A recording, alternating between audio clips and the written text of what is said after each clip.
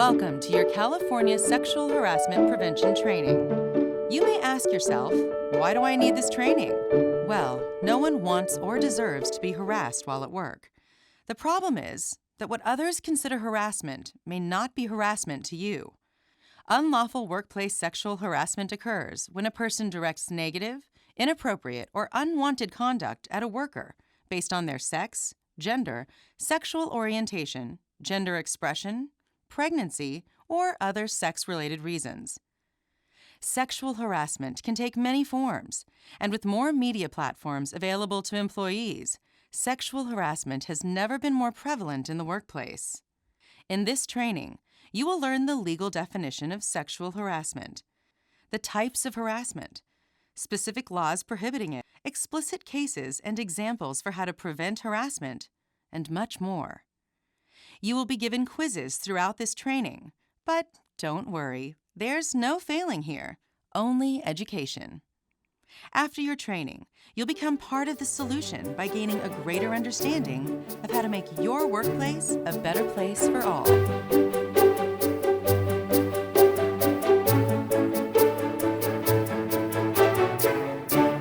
Now, meet Megan and Chad, two colleagues who are here to discuss everything you need to know about sexual harassment as they guide you through today's course. Hey, Jen, did you know life without you is like a broken pencil? Pointless. Anna, can I follow where you're going right now? Because my parents always taught me to follow my dreams.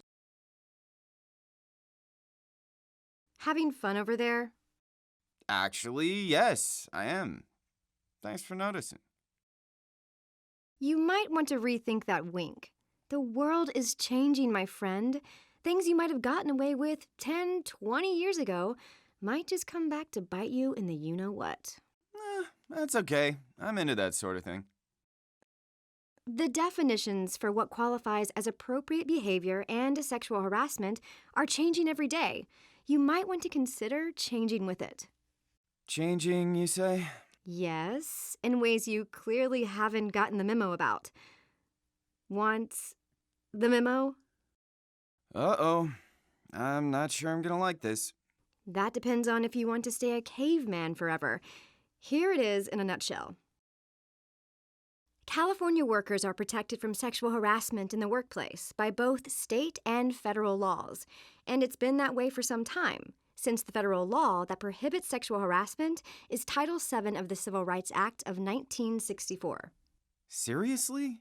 This has been in place since the 60s? Yep. And you should know that the federal agency that enforces Title VII is the Equal Employment Opportunity Commission.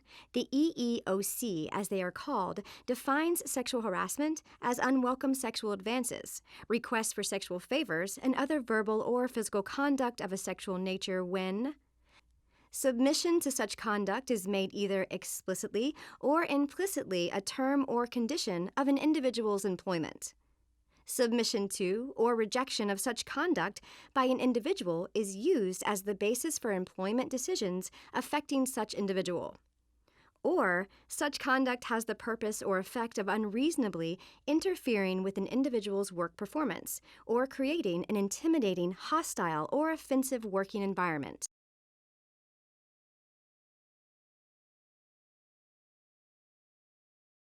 I'm starting to get a little concerned. Is this an intervention? No, it's an education. What today is about mostly concerns the California law that prohibits sexual harassment, aka the Fair Employment and Housing Act, or FEHA. The California agency that enforces FEHA is the Department of Fair Employment and Housing. They define sexual harassment as the following: unwanted sexual advances and/or verbal harassment, for example, epithets, derogatory comments or slurs on a basis of sex or gender, physical harassment such as assault, impeding or blocking movement, or any physical interference with normal work or movement when directed at an individual on a basis of sex or gender. Visual forms of harassment like derogatory posters, cartoons, or drawings on a basis of sex or gender, or sexual favors, such as unwanted sexual advances, which condition an employment benefit upon an exchange of sexual favors. That's a pretty extensive list. How am I supposed to get dates? Join Tinder like the rest of America. Wait, does it matter who you're potentially harassing at work? What if it's a guy dressing like a girl? Or a them dressing like a they? Can I not say anything to anyone? Good question. Issues that could arise include sexual orientation, gender identity, including all the pronouns that come with it, gender expression, pregnancy, childbirth, breastfeeding, and/or related medical conditions. Also, per your question, this includes transgender status or the status as an individual who is transitioning or who has transitioned. Yeah, I had a friend in transition once. He started as a stoner, then transitioned into a drug dealer. That's just not the same thing at all. Does it have to be a male to a female? I'm asking because last summer I interned at a shoe company. My female boss stepped all over me, and I'm pretty sure some of what she did was sexual harassment. So would I, as a guy, be protected? Actually, I'm glad you asked that. The short answer is yes, you would be. Also, you should know that the FEHA's anti-harassment provisions are broader and more protective than those of Title VII, and employers and employees alike, regardless of gender, must abide by the broader and more protective laws in California. You can read about it if you want. Is this available on a phone? Probably. Oh, good. And just so you're aware, the following people are protected under the FEHA: employees, applicants, contractors, volunteers, unpaid interns. And it's worth noting that the employer is strictly liable for the harassing conduct of its supervisors, regardless of whether the employer knew or should have known of the harassment. By the same token, an employee who harasses another employee is personally liable for the harassment. No way. Are you saying that the harasser can get personally sued for his or her behavior? Asking for a friend. Tell your friend he or she absolutely can. In fact, in California, there are no limits to what a victim can collect if they successfully win a sexual harassment case, whereas the federal law caps damages at $50,000 for small businesses and $300,000 for larger ones. Some other differences between California and federal law are: all employers, even sole proprietors, are encompassed by the law in California versus federally, where it only applies to companies with 15 or more employees. California law protects independent contractors, volunteers, and unpaid interns. This is not the case federally. Employers are automatically liable for harassment by managers and supervisors. Again, not the case federally. And individuals can be personally sued for sexual harassment, whereas federally, only employers can be sued.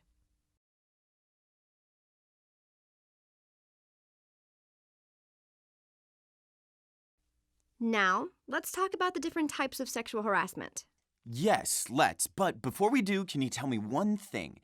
Am I not allowed to even date a coworker in this day and age? Like, ever? Good question. It's not unlawful to date a coworker or be in a consensual relationship with a coworker, but some companies have specific policies about it, so you should check with our company's policy around dating coworkers before you do. Having said that, dating your supervisor or boss isn't advisable and may even be prohibited. Great. I can keep my plans for tonight. Ugh. Kidding. Now, you were about to explain the different types of sexual harassment? Oh, yes, thanks. There are two kinds primarily. Sexually harassing conduct may be either quid pro quo or hostile work environment sexual harassment. Quid pro quo, that's Latin for this for that. Sexual harassment is characterized by explicit or implicit conditioning of a job or promotion based on the submission to sexual advances or other conduct based on sex. Hostile work environment sexual harassment occurs when unwelcome comments or conduct based on sex unreasonably interfere with an employee's work performance or create an intimidating, hostile, or offensive work environment. Let's start with explicit quid pro quo, which is any time a supervisor demands sexual favors in exchange for a work benefit, such as a promotion, a raise, better shifts, a transfer to a more desirable job, or a favorable transfer to a more desirable location. And what happens if they don't comply? That's when the supervisor threatens negative action against you in the form of a demotion, or less favorable job duties, or less favorable shift assignment, or even firing you for not getting busy with them in the supply closet. Been there, done that. What? Nothing. Okay, help me for a second, Megan. Can you quickly define what you mean by supervisor? Yes, that's essentially anyone at the company who has the power to hire, transfer, promote, assign, reward, discipline, or fire an employee. Also, address grievances from employees, or direct daily work activities of employees. Explicit quid pro quo sexual harassment is basically when a supervisor says, "Sleep with me and I'll promote you," or "Sleep with me or I'll demote you." Essentially, whenever there is an outright offer of an employee benefit in exchange for sexual favors, or a threat of a negative action if the employee refuses to comply with the demands for sexual favors. A famous example of an explicit quid pro quo sexual harassment is the case against Harvey Weinstein, the once powerful film producer and co-founder of Miramax. According to reports, Weinstein would invite young women to his hotel rooms for business meetings and made sure he was alone with the women. Once in his room, Weinstein would come out in a bathrobe and ask for massages, and would invite the woman to watch him in the shower. Weinstein allegedly made it clear to each of these women that if she accepted his sexual advances, he would boost her career. If she refused, there would be negative consequences.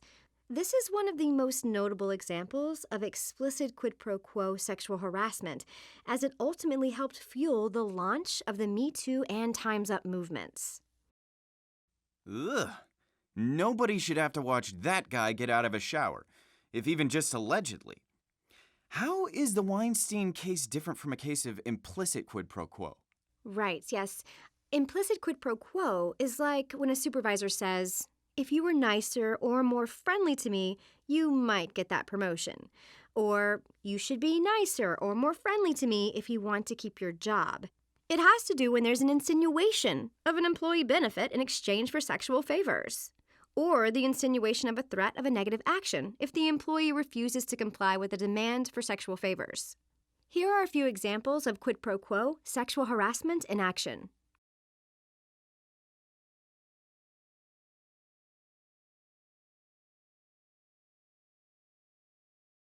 Andre, a divisional sales manager, is traveling with his attractive and newly hired sales rep, Jada. They are both attending an out-of-town sales conference and just arrived at their separate hotel rooms where the conference is being held. Hello? Jada, it's Andre. I had a thought.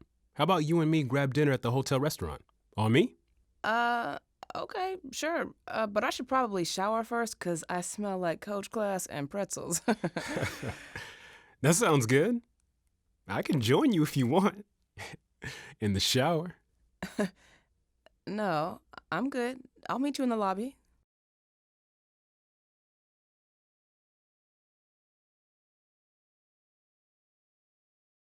I thought I'd come get you for our date. Yeah, see, it's not a date, Andre.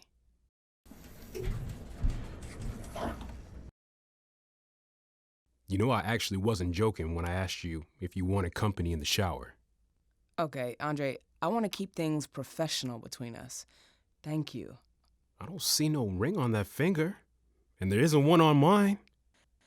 Okay, I don't think it's a good idea to date coworkers. Sorry. All right, I see how it is. Just remember, I can make or break your career.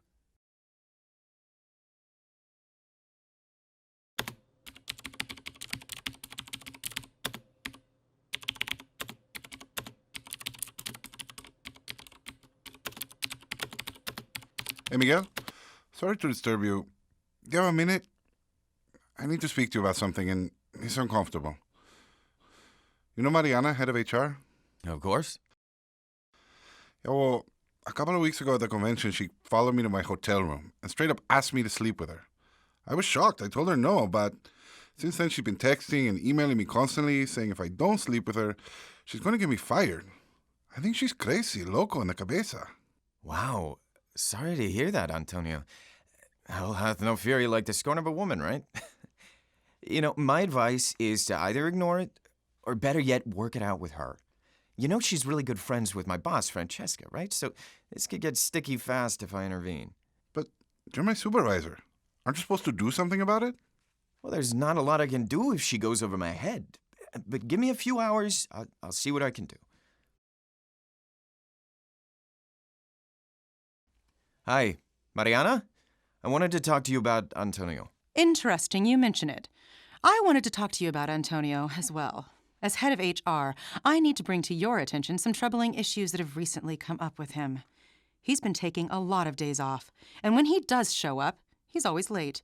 I tried talking to him about it at the convention a few weeks ago, but he pretty much ignored me. I think it's in everyone's best interests that he be terminated. I appreciate you bringing this to my attention. Shouldn't we give him a written 30-day warning and chance to improve his performance? I don't think that's a good idea. And I'm sure your boss, Francesca, would agree.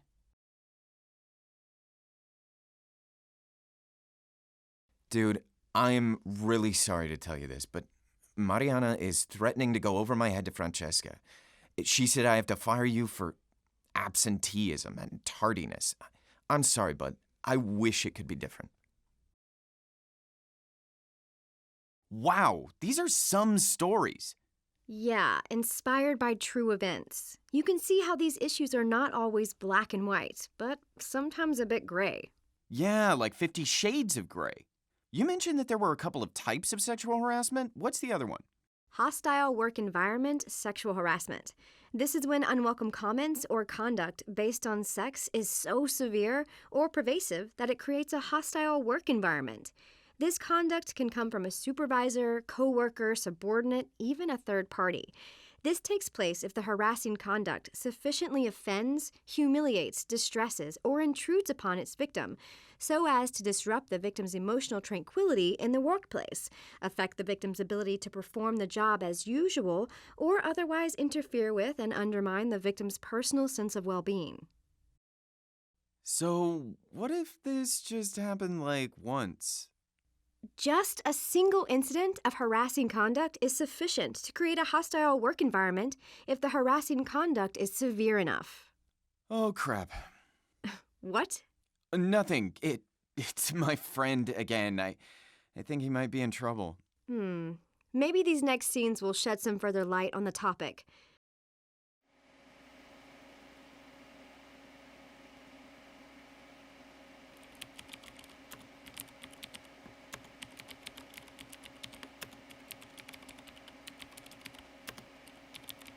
"911, what's your emergency?"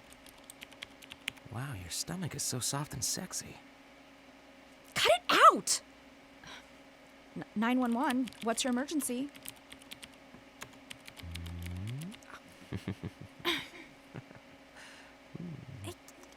Now you've really crossed the line. Hey, you don't have to worry about cheating on your husband. I'll do everything. That's it. I'm reporting you.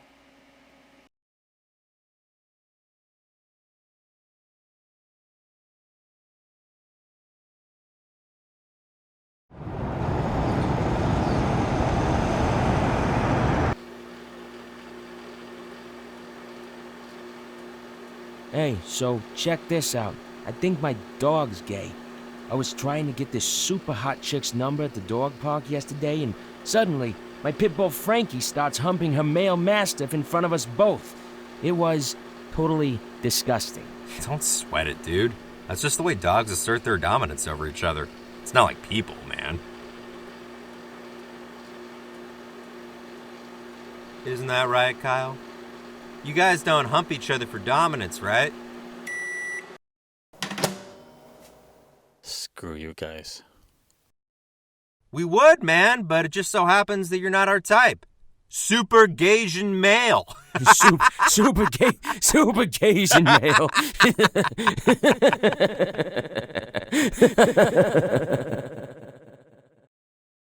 I have a question.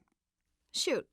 Can sexual harassment come from someone who doesn't work at the company, like a third-party vendor or a client? Absolutely. Here's an example of what that could look like.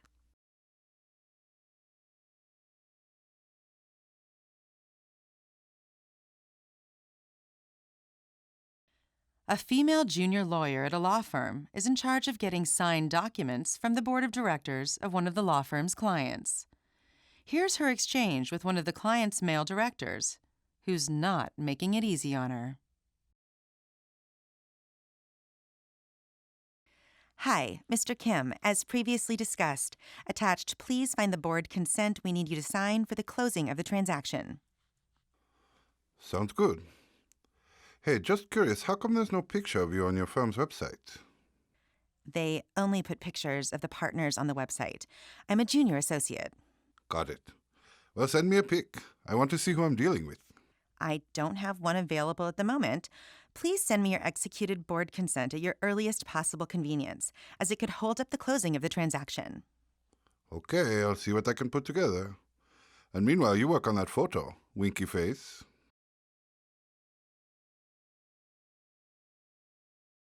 Hi, Mr. Kim. Just checking in on the board consent I sent you yesterday approving the annual report.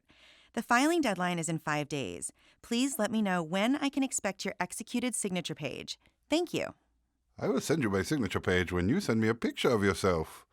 I looked you up on social media, but all of your accounts are private. Sad face.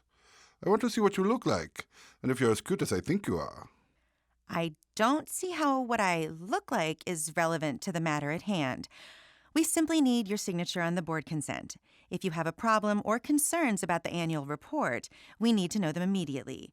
Otherwise, please send your executed signature page ASAP. Thank you. No picture, no signature page. The board consent can wait until I see what you look like in a bikini on a beach somewhere. Ha ha. I have to admit, she did sound cute. I mean, seeing her in a bikini wouldn't be the worst thing. Yeah, well, insisting on seeing one and holding up the flow of business qualifies as sexual harassment, so you probably shouldn't ask to see one. Here's another example of sexual harassment based on appearance.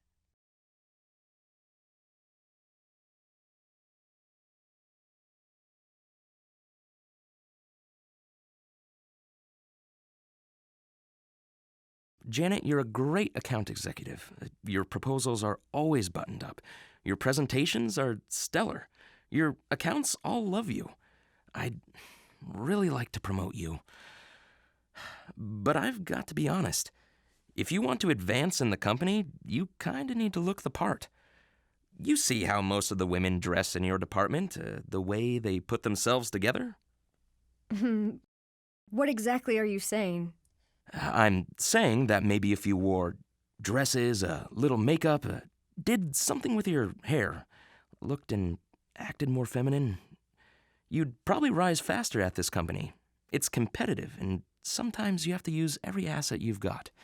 Wait, are you telling me that I'm not getting promoted because I don't dress or look a certain way? Oh, God, no. That's not what I'm saying. I can't say that. I like you. I'm on your side. I just want the best for you. What's wrong with the way I look? Nothing. It's just, think more Jennifer Aniston and less Ellen DeGeneres. You're kidding. Just consider what I said as a friend and someone who wants to help you. Maybe just put a little more effort into your appearance and see what happens.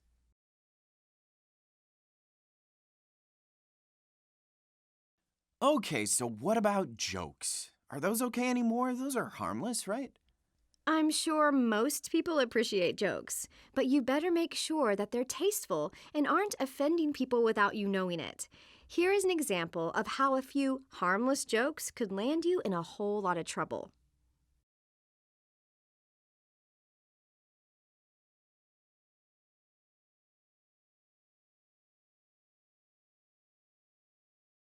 Hey, crew. Top of the morning to you. A few quick jokes to start the day. First, what's the difference between a pregnant woman and a light bulb? You can unscrew a light bulb. Okay, another. What's the difference between a G-spot and a golf ball? A guy will actually search for a golf ball. Finally, what do you call a lesbian dinosaur? A lickalotopus. I guess these jokes are technically funny, but I'm pretty shocked that he tells them so freely. In this day and age, they're so inappropriate. Yeah, totally inappropriate. Are you offended? I mean, personally, no, but I'm just surprised he thinks they're okay to say. One day he's gonna say them in front of the wrong person and get sued for sexual harassment. Leticia, over the last couple of months, I noticed you've been late to work on several occasions, putting the guys out. I'm gonna have to give you a warning, and the next time it happens, there will have to be some consequences. Oh, is that so? Well then, I'm gonna file a legal claim for hostile work environment sexual harassment based on all those dirty jokes you tell at work. You're joking. Nope. Dead serious. Those jokes weren't that terrible, but even I get that you probably shouldn't go around telling them in this day and age. Speaking of, what about the whole transgender thing? It's hard to keep up with who is what pronoun these days. I'm glad you asked that. The best advice I can give is to err on the side of respectful behavior whenever possible to avoid conflicts. As you'll see in these next scenes, there are things you should and should not do in regards to people who are in transition.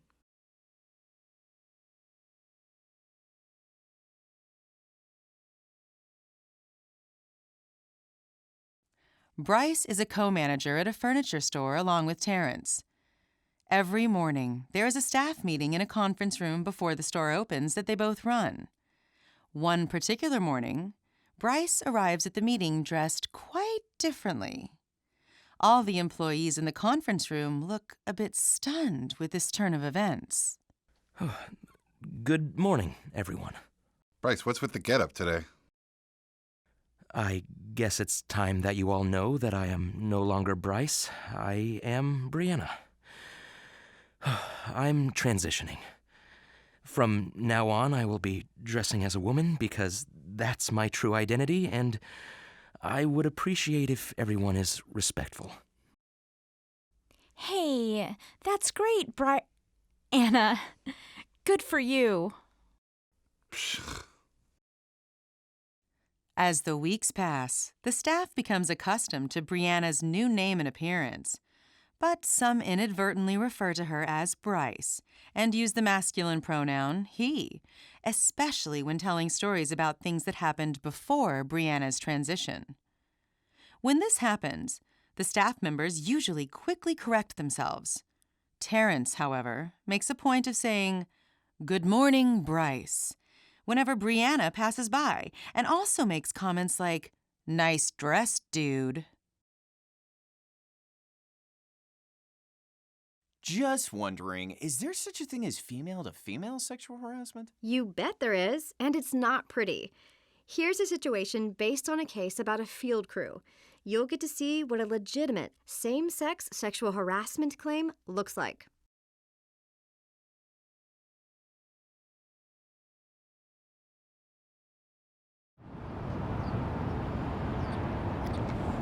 Listen up, guys.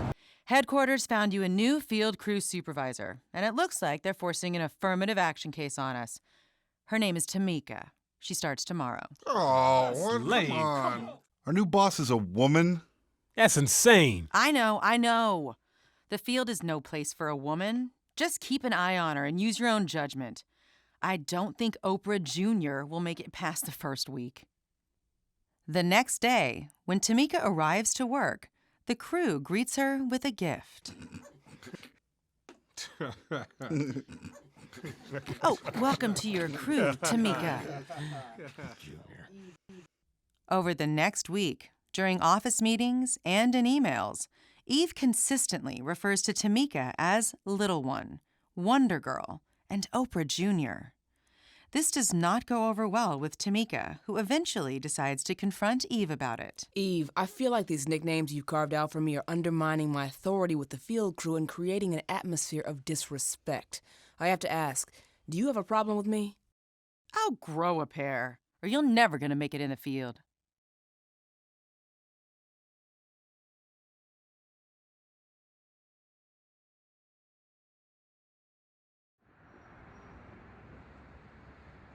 Once the field crew starts to tackle assignments in the field, Warren, a member of Tamika's crew, frequently refuses to follow her orders, saying things that question her authority, like, "Well, your boss told me to use my own judgment."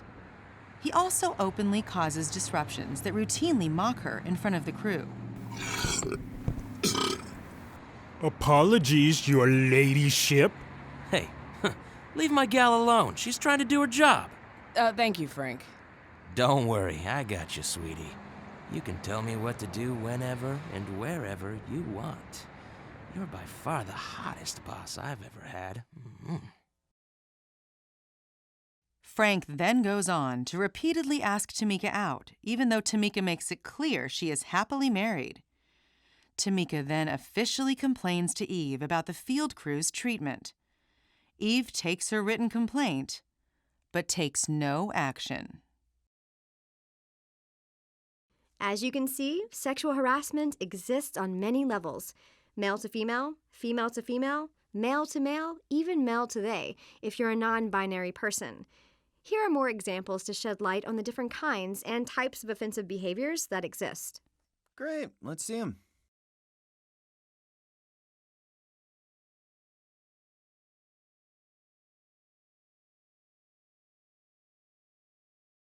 Paul, the owner of a boutique women's clothing store, regularly has one of his sales associates, Rachel, in his office for closed-door consultations. Staff members often hear Paul and Rachel engaged in sexual activities. As a result of these closed-door consultations, Rachel often uses her special relationship with Paul to her advantage. Monica, would you mind getting me lunch today? I'm so hungry, and Paul and I have to do inventory in his office at noon.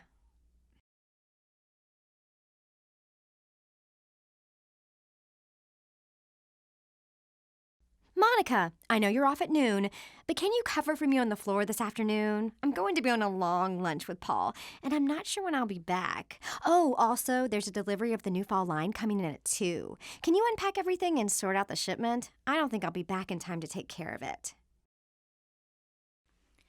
Man, I can't take this anymore. I always get stuck doing Rachel's work while she's off doing Paul. You have to say something. I hear you, but I can't. I need this stupid job right now. And besides, what good would it do? Paul's the owner of the store. Do you really think he cares how we feel? Probably not. All I know is that if she asks me to pick up lunch or cover her shift one more time, I'm going to lose it.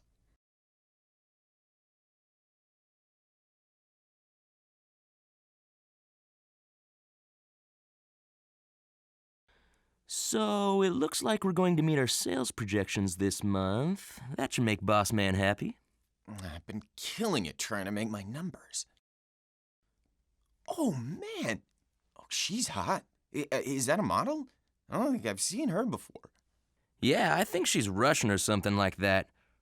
I never get tired of seeing her. My future wife. Well, I sure as hell do. Mark, I've asked you politely a dozen times to change your screensaver. It's not appropriate for the office, and honestly, I really don't care to see an objectified female all day long. What should I have as my screensaver? A cute little kitten or something? Amy probably wishes it was a picture of a shirtless firefighter with six-pack abs and deep blue eyes that could melt her cold heart. Actually, you know what I wish for? To work with mature male coworkers who have class and not a need to degrade women.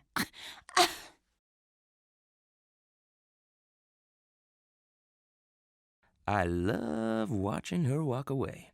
Me too. Wow, those guys are kind of jerks. Agreed. You know, sexual harassment is more common than I would have thought.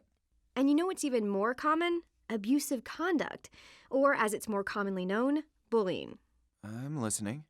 The state of California defines abusive conduct as conduct of an employer or employee in the workplace with malice that a reasonable person would find hostile, offensive, and unrelated to an employer's legitimate business interests. This conduct may include repeated verbal abuse, conduct that is threatening, intimidating, or humiliating, or conduct that sabotages a person's work performance. Well, who wants to work with a person like that? Nobody, but we all do every day. And unfortunately, it's not unlawful. Not yet, anyway. As long as you're an equal opportunity bully, you're not breaking any laws.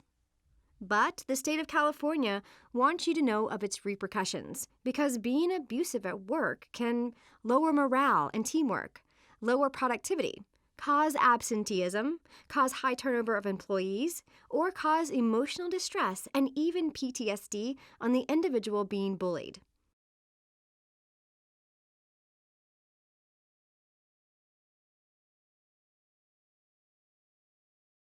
Patrick is a new employee at an industrial warehouse and is having difficulty learning the new office protocols.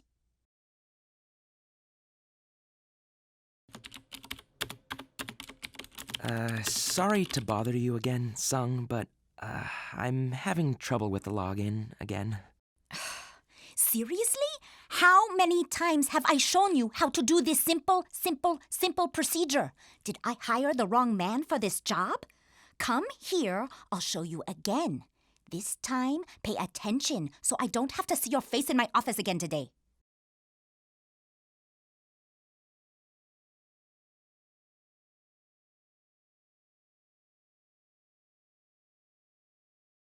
Later that day, Sung writes an email to Patrick.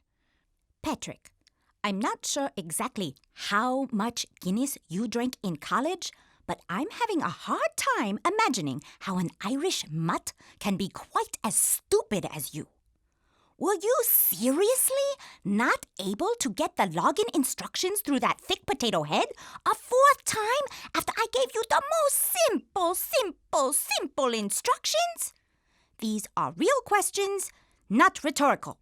Best, Sung.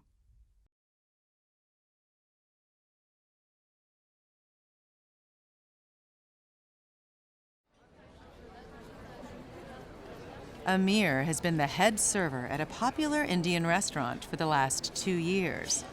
As a result, he's gotten preferential treatment in the form of the best shifts and busiest section at the restaurant. Mira, on the other hand, was recently hired and has been doing so well that management scheduled her to take over Amir's section one night. That irked Amir to no end, causing him to plot revenge.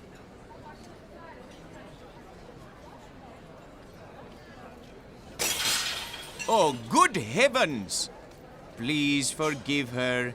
She is new here and is making quite a mess of things. I'll take care of you.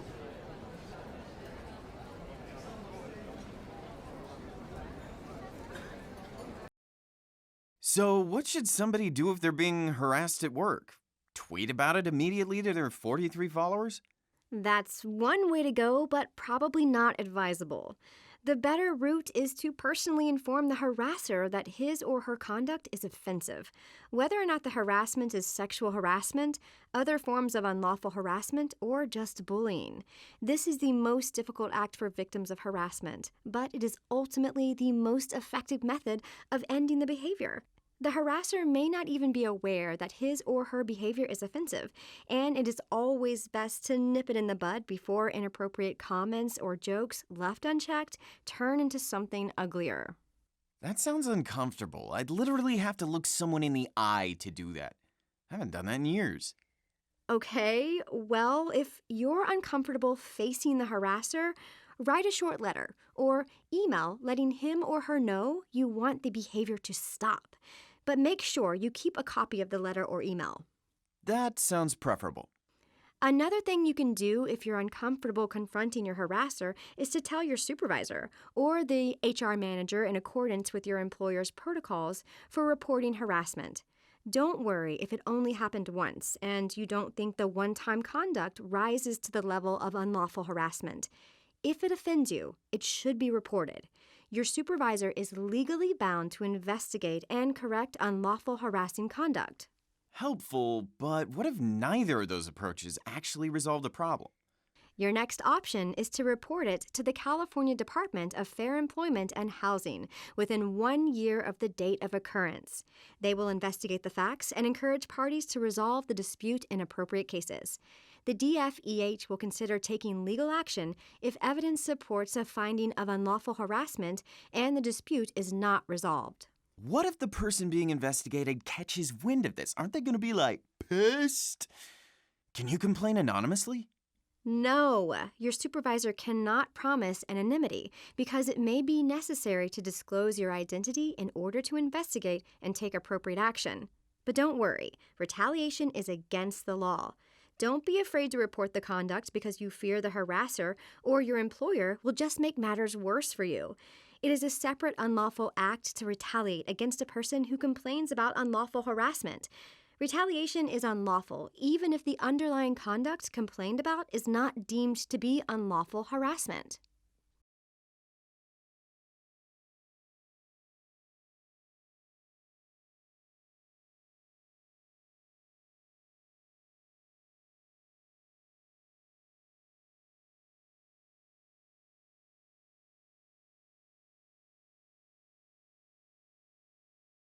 Got it. So, sexual harassment is not the only type of unlawful harassment. It can take many forms, including race, ethnicity, religion, age, and the like. And while non-discriminatory bullying is not unlawful, yet it is almost assuredly against company policy. But let's go back to sexual harassment. What should someone do if they're accused of sexual harassment? My friend will surely want to know that. There are a few pieces of advice I can offer. First, stay calm. Do not get angry or defensive. Many times the conduct complained about turns out to be just a misunderstanding and can be easily resolved. Also, understand that your supervisor or employer has to investigate the allegation and is not accusing you or coming to a conclusion because it is investigating you. So you should cooperate. So it becomes a he said, she said. Can't anyone just say anything at this point? Yes, but there will likely be a digital paper trail, witnesses, and a case made, so don't lie. If you did it, admit it.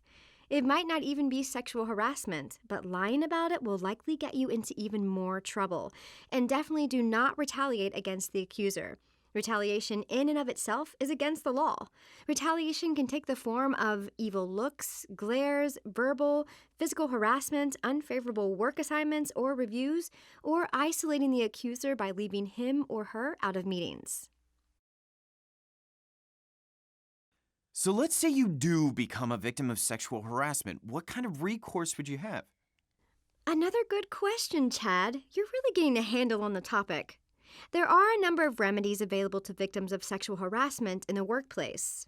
A court could order the employer to stop the conduct from occurring again by requiring the employer to conduct further training of its employees and supervisors, and/or change the employer's policies and procedures regarding sexual harassment prevention. A jury could also award economic damages to a victim for lost wages, medical expenses, and job search expenses incurred because of the sexual harassment. There's a third scenario where a jury could award non-economic damages to a victim caused by emotional distress due to the sexual harassment.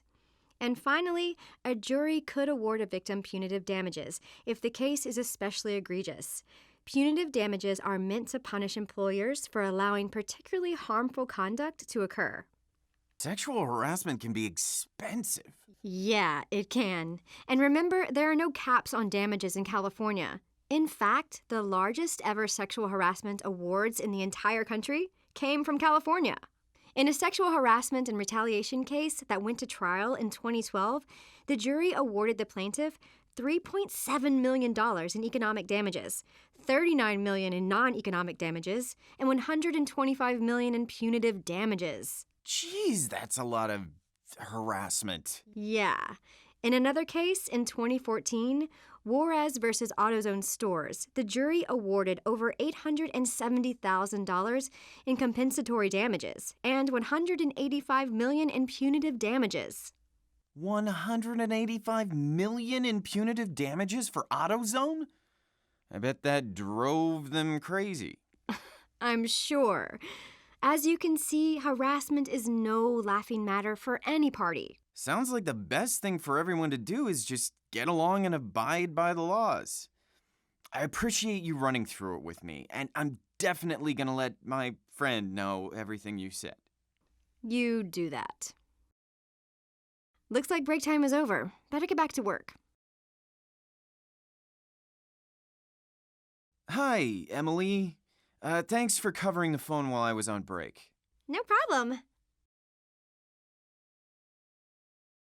Do I get to claim $185 million for that? No. Nice try, Chad. What about for that? Nope. Dang. Oh well. Better just earn my money the old-fashioned way. By working for it. Sounds like a plan, Chad. Good luck with that.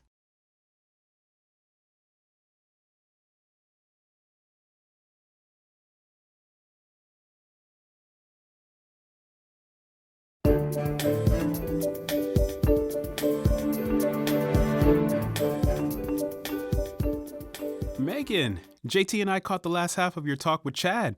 Impressive! You definitely know your stuff. Looking forward to hearing your presentation next week. Thanks. Chad was the perfect guinea pig to test it out with. Appreciate it, Chad. Anytime. Now it's my turn to chat with JT here as the owner and CEO of the company about what she needs to know as a person of power and authority to make a difference. Looking forward to it, Mr. General Counsel. Happy to help. As a sole owner as well as the CEO of this company, you're in effect the employer and a supervisor. There are things you need to know from both vantage points.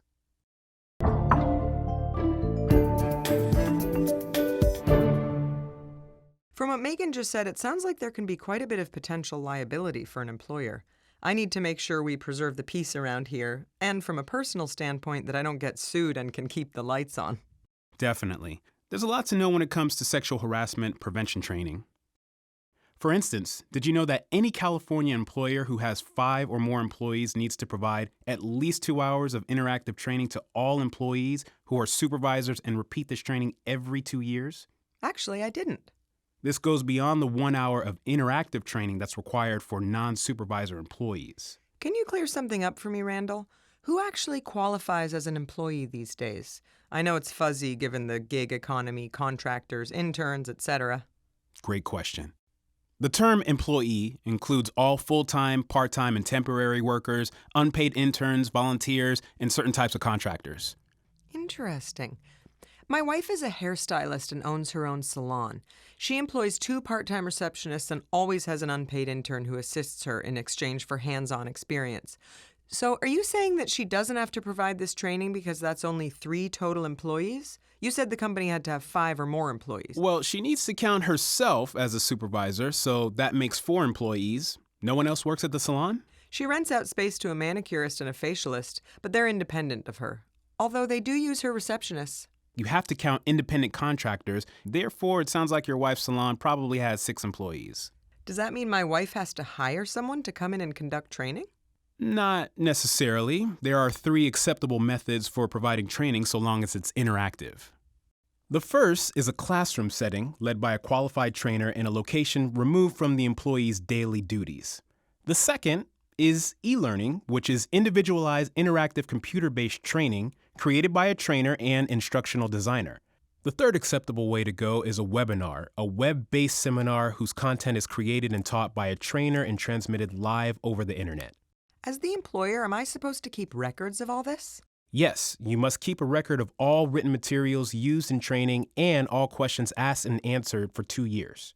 You can ask questions in the training? Absolutely. All forms of training must include the option to ask questions of a qualified trainer. Okay, so let me ask you about e-learning for a minute, since that's probably the training method my wife will use. Can she just ask her employees to do online training at their own leisure during their free time? Sure, but non-exempt paid employees must be paid for their time training. Ah, so if they're full-time employees, you want them to take the training during working hours to avoid overtime pay. Exactly. But most e-learning training allows you to stop and come back at a later time, so maybe they figure out a way to set aside 10 minutes a day for training until it's completed. So it fits into the normal flow of the workday. Good idea. Let's talk about this trainer for a minute, the one who needs to be available for questions. Is it a specialist? A hired hand? What? By law, the trainer needs to be one of three professionals: an attorney, admitted for 2 or more years to the bar of any state in the U.S. whose practice includes employment law, a human resources professional or harassment prevention consultant with a minimum of 2 years of relevant experience, a professor or instructor in a law school, college, or university with either 20 instruction hours or 2 or more years of experience teaching about employment law. Wow. So my wife is going to need to do some background checking on the qualifications of her e-learning provider. I would recommend that, yes. How soon after I hire someone new do they need to take this training? The first week? A month? For employees, within 6 months of hire or promotion to a supervisory position. For seasonal and temp employees, including interns, or any employee hired to work less than 6 months, it must be provided within 30 calendar days after the hire date. That or within 100 hours worked, whichever occurs first. Wait, I need to provide training to temps? Yes, but not if the temp is provided by a temp agency. In that case, the agency is required to provide the training, not the employer. What if we hire someone who's already done the training with their previous employer?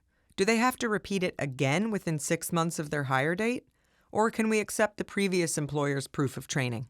You can, but the burden of establishing that the prior training is legally compliant is on the current employer. So honestly, I'd advise against it.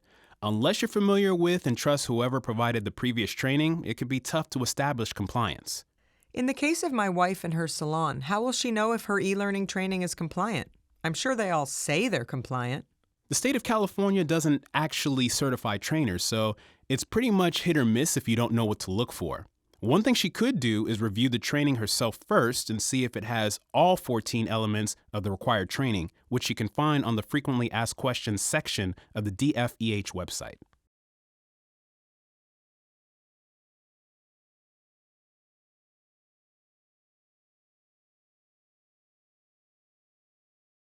Now, let's quickly discuss who is considered a supervisor so that you can assess who needs to take the 2-hour training as opposed to just the 1-hour training. That's an easy one. Exempt employees take the 2-hour training and non-exempt employees take the 1 hour. Not exactly, JT. For instance, Megan, as a lawyer, is an exempt employee, right? Yes. But she can't hire, transfer, promote, discipline, or fire anyone here. She can't address anyone's grievances or direct the daily work activities of anyone. True. So, she would be considered a non-supervisory employee for the purposes of training. Of course, that would change if you'd let her hire an assistant. That would be amazing! Let's talk later. Let's talk about your assistant for a second, Heather. Heather? Why? Did she show someone the tattoo she got at Coachella again? Don't know anything about that, but she's a non-exempt employee and has the ability to direct the daily work of the other assistants that work here, doesn't she? Yes. She schedules who covers the phones when Chad's on break or out sick, who cleans the kitchen, when assistants go on vacation, things like that. She does all this on her own authority without permission from you, right? Yes, of course. Well, then she should take the 2-hour supervisor training even though she's a non-exempt employee. I get it now. Sounds like we really need to evaluate this stuff on a case-by-case basis. And when in doubt, err on the side of supervisory training. I think now might be a good time to get the supervisors together to discuss strategies on how to prevent sexual harassment, sound company policies, and more. Maybe do a little role-playing along the way. As leaders of this company, they have a duty to prevent and promptly correct sexual harassment and set a good example. That's a great idea. Let's assemble the troops.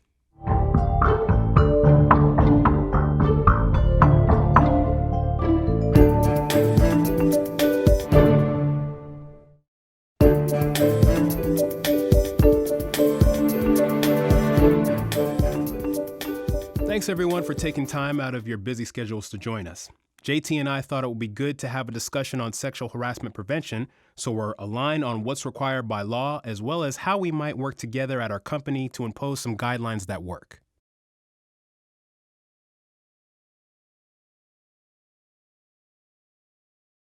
Let's start with strategies to prevent sexual harassment.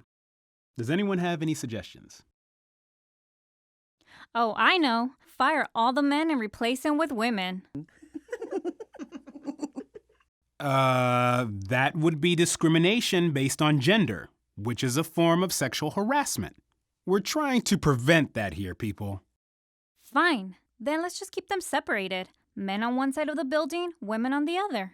That's not very practical, Lorena. And at any rate, sexual harassment doesn't just occur between the opposite sexes. How about we all just keep a tight lip about it? That way nothing gets out. That would be considered unlawful behavior, Kevin. I see I should have started with the review of your duties as supervisors first. You have an affirmative duty to take reasonable steps to prevent and promptly correct harassing behavior.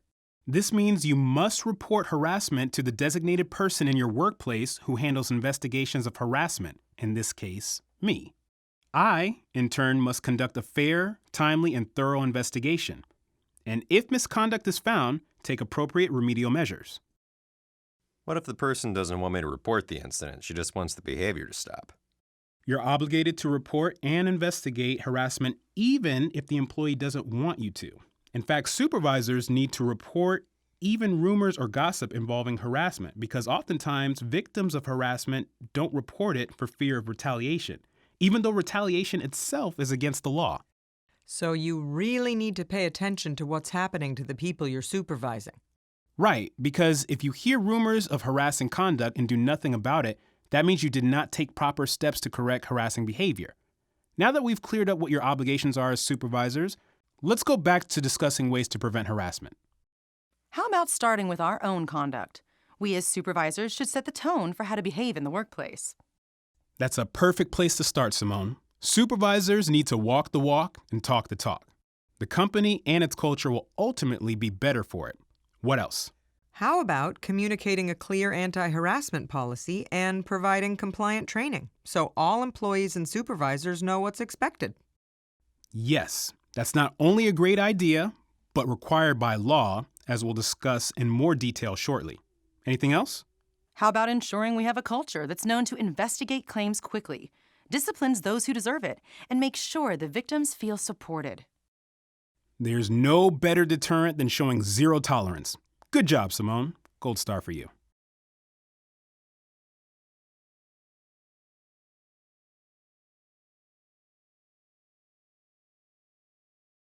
Yosef, you've been pretty quiet so far.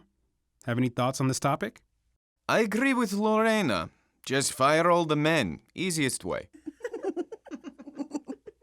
Again, not gonna happen.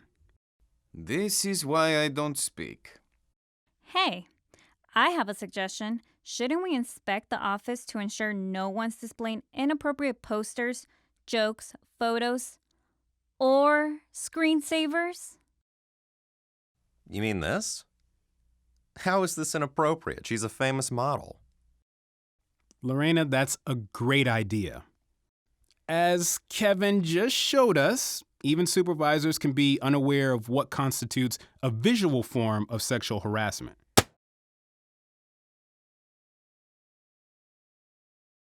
Glad we got that covered. What about things like office romances? They're not illegal, are they? No, but we should have clear written policies and procedures regarding inter-office romances. People should know what the company policy is and what the reporting structure is for that, especially if the relationship is between a supervisor and subordinate, which should go without saying. You okay, Kevin? I'm fine. Carry on. As JT said earlier, the best way to avoid issues around sexual harassment is to have a strong, clear, and well-known anti-harassment policy at the company. Make it clear that this is a workplace where harassment of any type will not be tolerated. I'll take prevention over prosecution any day of the week. Well said, JT. By law, a harassment, discrimination, and retaliation prevention policy is one that is in writing, lists all current protected categories covered under the Fair Employment and Housing Act and Title VII of the Federal Civil Rights Act of 1964, indicates that the law prohibits coworkers and third parties, as well as supervisors and managers with whom the employee comes into contact, from engaging in conduct prohibited by the Act, creates a complaint process to ensure that complaints receive confidentiality to the greatest extent possible, a timely response, impartial and timely investigations by qualified personnel, documentation and tracking for reasonable progress, appropriate options for remedial actions and resolutions, and timely closures. Seems like the state of California takes anti-harassment prevention very seriously. That it does, and I'm only about halfway done.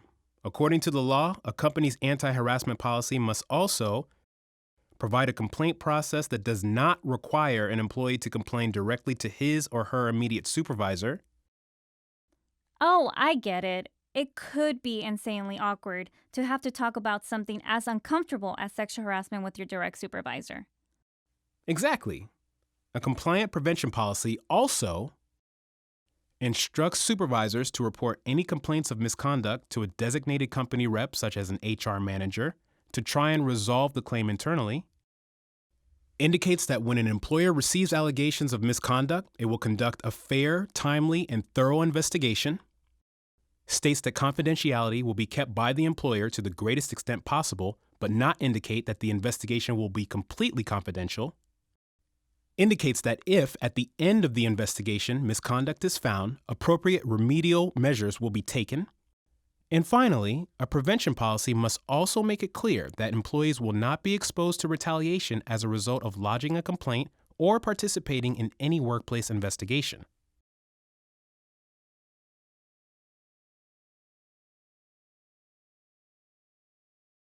So, once we distribute this policy, are we good as far as what's required by law? Not quite.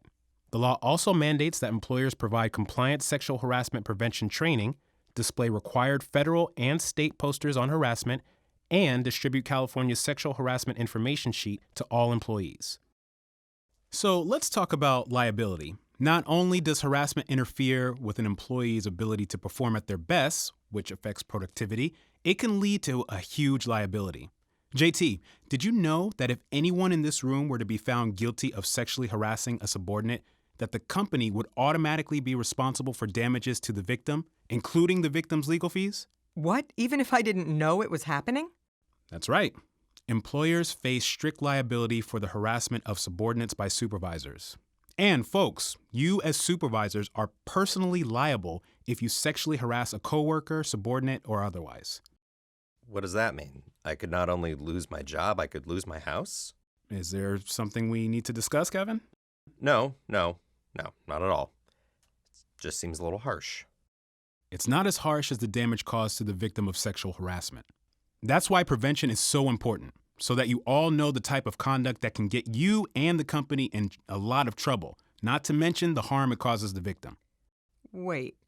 So if my assistant Heather shows her racy new tattoo to Josh, the summer intern, despite his implorations for her not to, and he's offended, Josh could have a potential case against the company, not just Heather? Depends on the circumstances, but yes, potentially. Not only is the employer strictly liable for harassment by a supervisor to a subordinate, the employer can be liable for harassment by a coworker to another coworker if the employer knew or should have known about the harassment and failed to take action. So no unwanted tattoo reveals? I'd say that's the way to go. Randall, I have a question on my wife's behalf. As a small business owner with 6 employees, would she, as a hairstylist, need to get trained in order to investigate sexual harassment claims? If she is conducting the investigation, then yes, she needs to get training, especially for serious harassment complaints. The investigator should be knowledgeable about standard investigatory practices, including knowledge of laws and policies relating to harassment, and how to question witnesses, document interviews, and analyze information. He or she should also have good communication skills to conduct the interviews and deliver the findings. That's one option. What's the second? She can hire an outside investigator, who by law must be either a lawyer or licensed private investigator.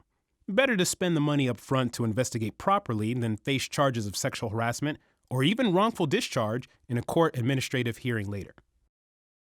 She might have to do a few extra Brazilians, but it sounds like it might be worth it.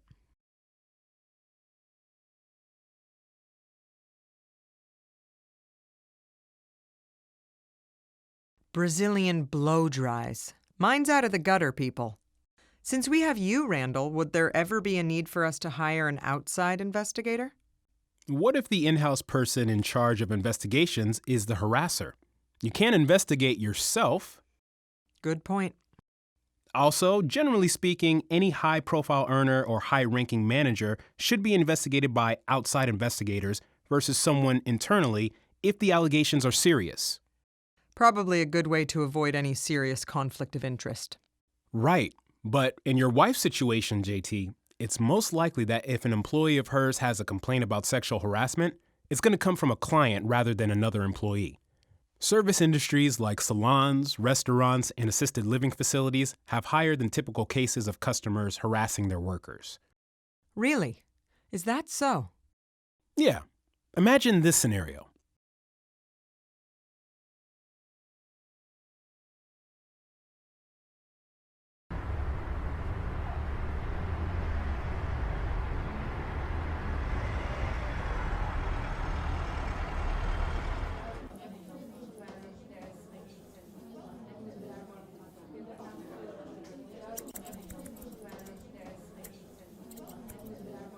Rich, hello. Did you have an appointment today? I don't see one here. Actually, no. I came in for a special reason today. To take you to lunch. What time do you get off? Thanks, but I already have lunch plans. Okay, how about tomorrow? I'm busy then, too. Do you have an appointment today, Rich? No, I just came in to schedule a manicure with Karina. I have a hot date coming up. Ah, okay. Rachel will take care of you. That's what I'm hoping. Looks like Karina is all booked up until next Tuesday. Well, why don't you schedule me for next Tuesday at 11, and then after we can grab lunch at a hotel. I'll schedule you for the manicure, but this you-me thing isn't going to happen.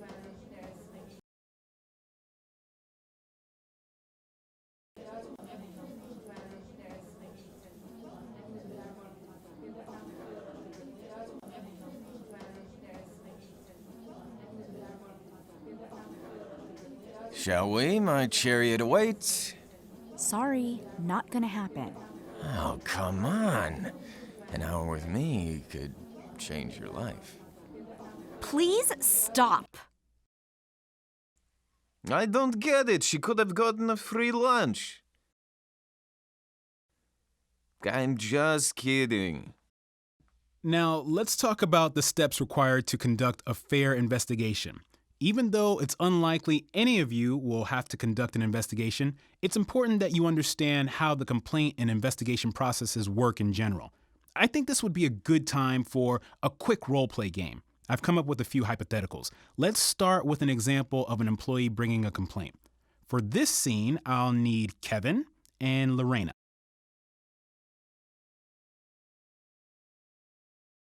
In this scene, Lorena has just asked for a meeting with Kevin, who is the person in charge of receiving complaints. Ready? This is a little embarrassing, and I want to keep it just between us.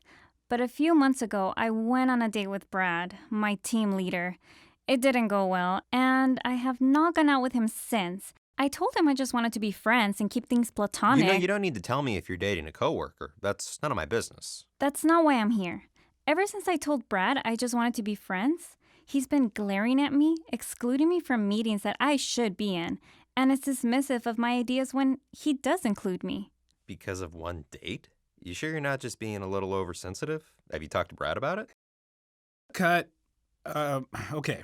What was right or wrong with this scene? I thought I did great. Not even close. First, you interrupted Lorena before she even got to tell you the problem. Exactly. The first thing you want to do is get the facts. Who, what, when, where, how, and why. And you want to avoid interrupting the employee while they are speaking. And instead of accusing me of being oversensitive, you should have thanked me for bringing the issue to your attention. Because we have a zero tolerance policy on sexual harassment and we take accusations really seriously. Very good. Also, instead of asking Lorena to confront Brad, you should ask her if she has any suggestions for resolving the situation. Did anyone notice that Lorena asked to keep the conversation confidential? Oh, yeah, we can't do that, can we? Correct. You need to advise that you will only tell people who need to know, but you can't keep the complaint completely confidential.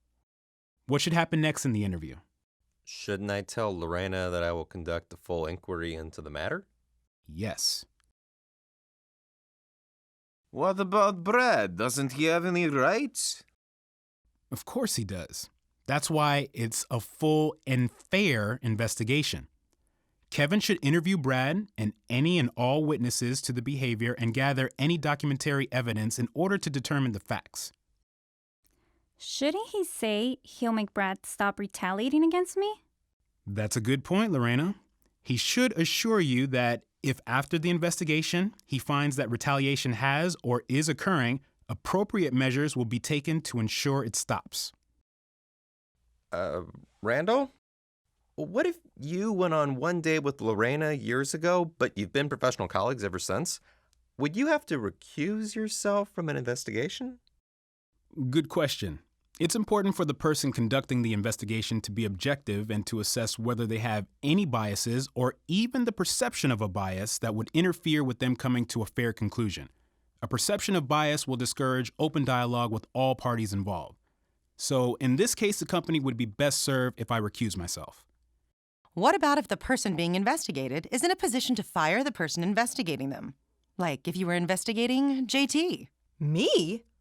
It's a bad idea to have someone investigate a situation where either party has more authority in the organization than the investigator.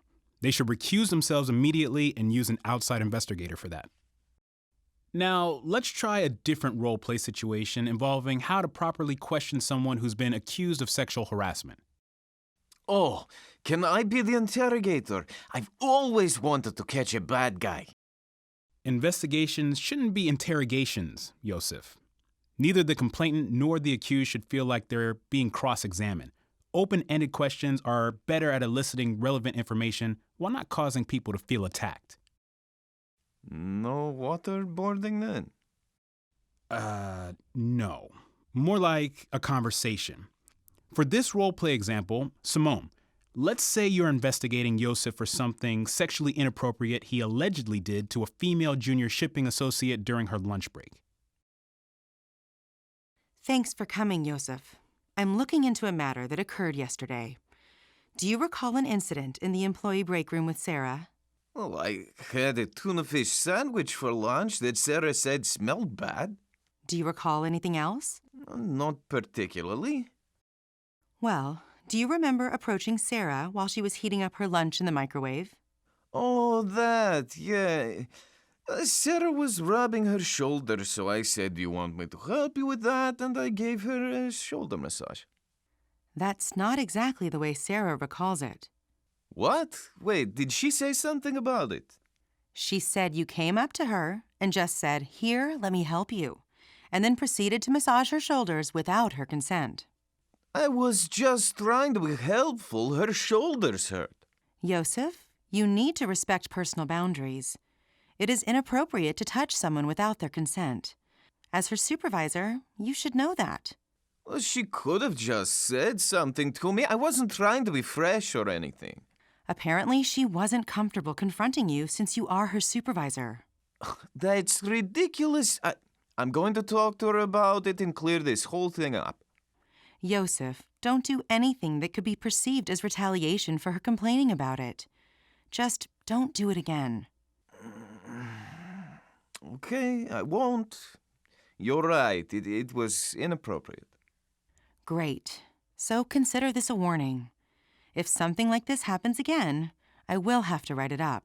Understood. I promise it won't happen again. Okay, good job, both of you. That massage role play bothers me. To me, that just seemed like a misunderstanding. No need for a verbal warning or anything else. Complaints commonly arise out of a misunderstanding, Kevin. That doesn't mean the behavior was okay or should continue. A verbal warning was an appropriate remedial measure in this case. Well, what if the accuser is just flat out lying, trying to get back at a supervisor who gave them a bad review, or a coworker they don't like? That happens, you know. It does, and it's unfortunate because we have to take any accusation seriously and investigate it. However, if there's strong evidence that the accuser was lying about the accusation, then the employer may appropriately discipline the employee. If you discipline the employee, won't that be seen as retaliation? It very likely would be seen as retaliation from the accuser's point of view. It's a delicate balance, Lorena, and we should be wary about taking such action except in the most blatant of instances, and only after consulting legal counsel. So, how much actual proof is needed to make a determination of wrongdoing after an investigation? Investigators should make findings based on a preponderance of the evidence. Preponderance? Big word. That sounds like a lot. Not really. The investigator is essentially making a finding that it's more likely than not that the conduct alleged did or did not occur. Kind of like a civil court case versus a criminal court case. Exactly. Some workplace investigators make the mistake of applying a higher burden of proof, such as a clear and convincing standard or beyond a reasonable doubt standard. Beyond a reasonable doubt is a standard used in criminal law where a defendant is considered innocent until proven guilty. Applying such a standard in a workplace investigation creates an unrealistic expectation about the level of proof needed to make a decision.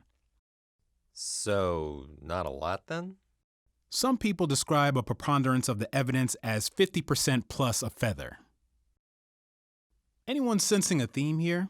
What's the bottom line for investigators? To remember that you're not Perry Mason. Yes, essentially. Investigators should reach factual conclusions, not legal conclusions. But from time to time, internal investigators may be asked to reach a conclusion regarding whether behavior did or did not violate a company policy. And how should they write it up when they're coming to a conclusion? A conclusion should sound something like this. Mr. Jones says his boss, Mr. Foster, made numerous sexually explicit jokes during meetings, which Mr. Foster denied. Witness interviews confirm Mr. Jones's allegations. 3 witnesses recall hearing the jokes at meetings on several occasions. Therefore, a preponderance of the evidence supports a conclusion that Mr. Foster did tell sexually explicit jokes at meetings. Were the jokes funny? Not relevant here, Joseph. The point is that they were sexually explicit. Good joke versus bad joke, always relevant.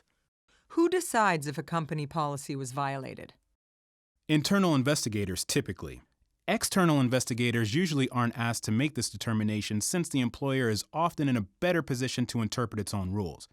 If the investigator were to make a policy violation determination, the findings would also include something to this effect.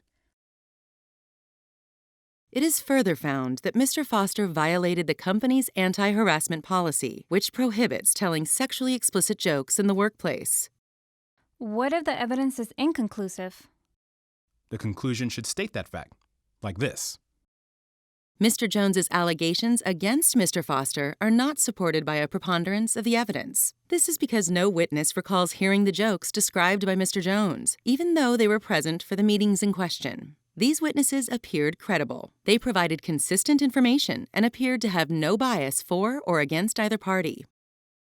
Sounds like there's some paperwork involved in this process. Yes, investigators need to carefully document witness interviews, the findings made, and steps taken to investigate. This could be taking notes, drafting statements for witnesses to sign, obtaining witness statements, audio recordings, etc. Are there any preferred methods to others? There are pros and cons to each method, and any could be acceptable so long as the information is reliable, thoroughly documented, and not altered. Is it my obligation to keep all this stuff somewhere? Yes, you should retain all documentation in a safe and secure location separate from the employee's personnel files. Some investigators even type up handwritten notes so they're legible. Both handwritten and typed notes should be put aside for safekeeping. So, let's say the investigator rules that misconduct has occurred. What then? You're obligated by law to take appropriate remedial steps when there's proof of misconduct. The behavior doesn't even need to rise to the level of a policy violation or the law to warrant a remedy. Your legal obligation is to take reasonable steps to prevent and correct any misconduct. What specifically, as head honcho, do I need to do? You should make sure the offending behavior stops, make sure the remedial action you enforce is on par with the level of misconduct to discourage or eliminate a recurrence, and consider what the company has done in the past in similar situations to avoid claims of unfair, possibly discriminatory remedial measures. Can you give a few examples of remedial measures? Sure. Depending on the severity of the conduct, they can range anywhere from verbal warnings, written warnings, extra training or counseling, to last chance agreements, demotions, salary reductions, rescinding of a bonus, terminations, or anything else that puts a stop to wrongful behavior. What if, after the ruling, the violator keeps their job and decides to get back at the accuser? Victims and/or those who cooperate in an investigation must be protected from retaliation. Retaliation is against the law, so employers should tell the wrongdoers not to retaliate and tell accusers to keep an eye out for signs of retaliation. What would you classify as an example of retaliation? Retaliation could be anything from terminations or demotions, negative job reviews, changes in assignments, communication failures, or making the person subject of gossip. From your experience, when would this most likely happen? It can occur at any time, really, not only right after an incident is reported or an investigation is started. It's good practice to check back with the victim after an investigation is completed to make sure that they're not experiencing retaliation, regardless of whether the allegations were determined to be harassment or not. Let's say an incident was reported to you. When should the investigation start? As soon as possible, really. These cases can be ticking time bombs, and ultimately, you need time to make sure you do a thorough and fair investigation for all. Just make sure that if physical harassment or a threat of violence is involved, you act the same day the complaint is received.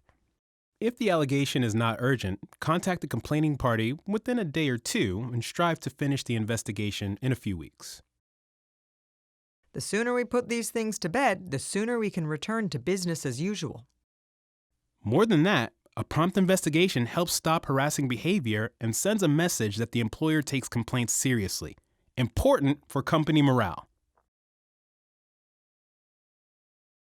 Now on to a topic that should be near and dear to all of your hearts. What to do if a supervisor is personally accused of harassment. Listen up, Kevin. Ha ha ha. Everyone in here should know that if a supervisor is personally accused of harassment, the employer must take steps to make sure that the harassment stops immediately before completing the investigation. Before? Yes, and it's possible that the parties may need to be separated. The separation should not burden the employee who has complained of harassment. An involuntary transfer of the person who filed the complaint could mean what? Retaliation. Bingo! Anyone have any examples of other steps that could be taken? How about changing schedules so the two people never work at the same time? That's a good one, if feasible. Anything else? Maybe put the accused on a paid leave of absence? At least until the investigation concludes. That's another good idea. What else? My guess is that since we're dealing with supervisors, you're going to tell me I should hire an outside investigator. It's probably worth it if more than one employee complains of harassment, the accused is a senior officer, the accuser has publicized the complaint, either in the workplace or the media, the accusations are extreme, such as allegations of rape or assault, or if you feel too personally involved to make a fair, objective decision. That could get a bit pricey, no? Not as pricey as an improper investigation, though. How will I know if I need to let someone go? Termination may be warranted for more egregious acts of discrimination and harassment like threats, stalking, or repeated and unwanted physical contact. What about for lesser offenders? A warning or counseling could be in order if the harassment arises out of a misunderstanding, like a botched attempt to ask out a coworker. Once you've decided on an appropriate action, take it quickly, document it, and notify the accuser. Can you tell the accuser what happened to the jerk who harassed them?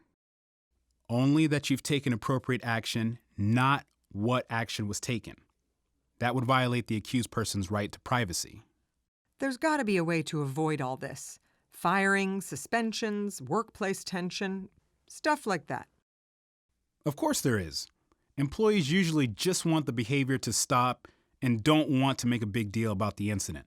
Oftentimes, these matters can be settled quietly, amicably, and informally through discussion, training, and mediation, with privacy for all parties maintained to the greatest degree possible throughout the process.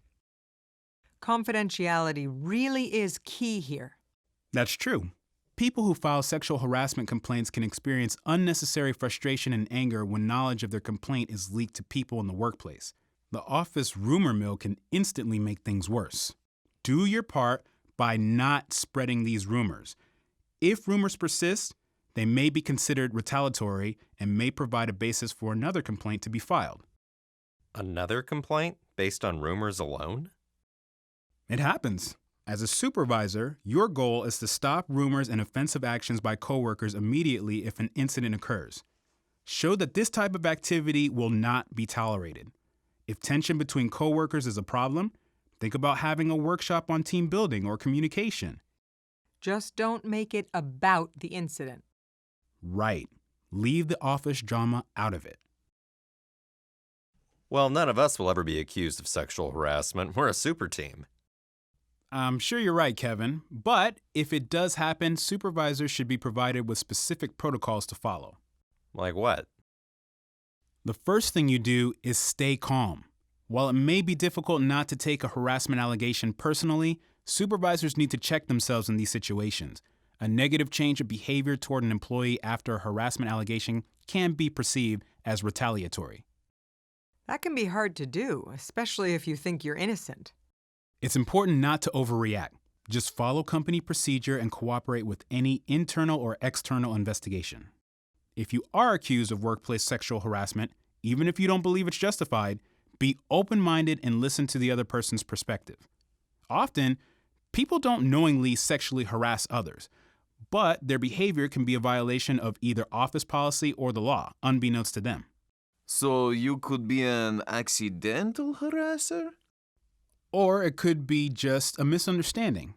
At any rate, as a supervisor, if you're accused of sexual harassment, make sure to avoid retaliation and that you cooperate with the investigation, be honest, do not make excuses or be dismissive of the conduct, avoid publicly discussing the allegation, do not share information about the investigation with anyone else unless there's a need-to-know reason, do not isolate the accuser, do not interfere with the investigation process, do not threaten the accuser, witnesses, or anyone else involved in the complaint process.